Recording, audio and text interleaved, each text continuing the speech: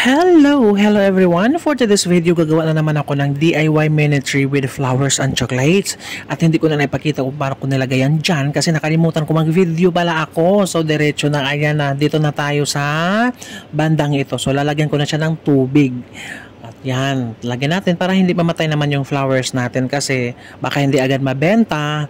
So, safe siya. At yan ay hindi tatagas kasi nilagyan ko siya ng sahod sa ilalim para safe siya na hindi magtulo-tulo pag bit-bit ng customer. Ang pangit naman na, diba? So, ngayon, lagyan na natin ng dahon para magmukha siyang garden. Ayan, yung dahon na yan ay roscos leaves. Ayan, yan yung fillers dyan para meron tayong damuhan. Ayan, tapos na siya. So, ngayon, lalagyan na naman natin ng dahon sa taas. Yung sa taas, dahon ng rosas yan.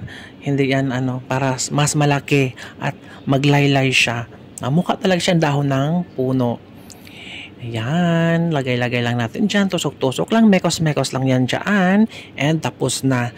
And next, maglagay na ako ng bulaklak. Ang gagamitin ko ngayon na bulaklak ay yung baby roses na light pink. Ayan, ang ganda niya.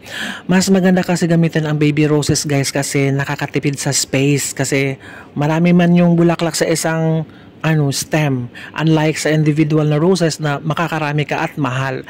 Yung mga katao kasi dito, gustong-gusto lang ang mura na malaki. Malaki na mura. Ayan, tusok-tusok lang natin yan dyan hanggang sa matapos pagtusok. At ayan na, tapos na siya. Ngayon, maglagay na tayo ng mga fillers. Ayan, may Istatis na pink at saka yung gypso. Yan talaga ang gamitin natin para pang dagdag beauty. Para matakpan yung mga spaces. Ayan na lang mga may space. Nabulol na ako. Ngayon, maglagay na ako ng pink Istatis. Ayan, ganyan. Ang ganda. So, ang theme natin ngayon ay pang baby girl or pang ladies lang siya. Kasi pink. Ayaw ko kasing kumuha din ng maraming baby roses kasi mahal. Diyos mio Marimar, magreklamo ang manager ko. Bakit ang mahal-mahalan ang bill? Malaki-laki ng bill mo. Nabibenta ba lahat ng flowers mo? Diyos me, wala ka kasing alam. Hindi mo kasi alam gamitin yan. Kaya huwag kang matalak, charot. Ngayon, naglagay na ako sa baba. Ayan, individual lang na baby roses. Ayan. Tusok-tusok lang, mekos-mekos lang. Saka lagyan natin ng yan. Gypso pa rin. Lagyan natin ng gypso at saka pink Istatis. Ayan, Ayan, tapos na. So, mag-fill na tayo ng gypso para matapos na siya kaagad. Ang bilis-bilis lang naman ito kasi tusok-tusok lang naman. Walang specific design. Basta tusok-tusok lang siya. Magmukha lang siyang puno, magmukha lang siyang damuhan. Para kasi siyang yung bonsai na nasa damuhan. Ganun. Diba? Wala lang akong maisip.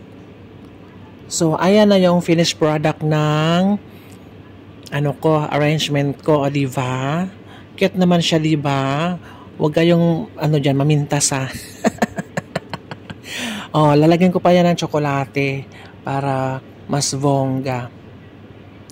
Kasi kailangan man ito combination talaga. Mas mabilis pag combination. Kasi gustong-gusto nila yan.